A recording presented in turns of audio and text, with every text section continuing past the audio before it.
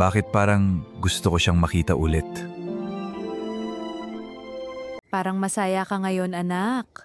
Wala po yun, Nay.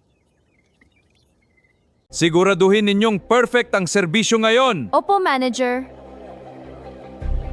Uy, hinatid ka raw ni Sir Ethan kagagabi? Ang dami niyong alam.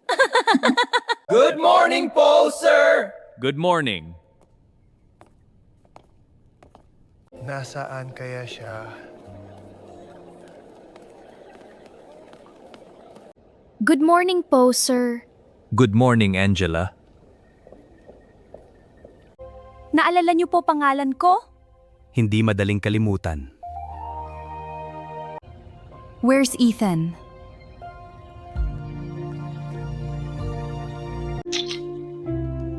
Miss me? You came early.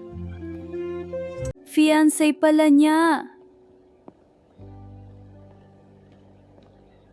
Bakit parang wala ka sa mood? Pagod lang. Hindi dapat ako umaasa. Sir, ako na po. Hindi naman masamang tumulong. Sino ba talaga ang babaeng yan? Hayaan mo na, Angela. Salamat, Sir Ethan. Hindi ka ba napapagod sa trabaho? Kapag mahirap ang buhay, bawal mapagod. Ang tapang mo.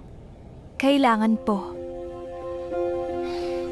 Alamin mo kung sino ang babae na laging kasama ni Ethan. Bakit mo kailangan malaman, Sofia? Wala kang pakialam, gawin mo lang! Kulang pa po pambayad ninyo.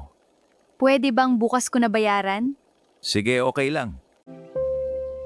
Ganito pala kahirap ang buhay niya. Sir? Kayo po pala. Hayaan mo na. Hindi ko po alam paano magpapasalamat. Kahit huwag na. So, siya pala.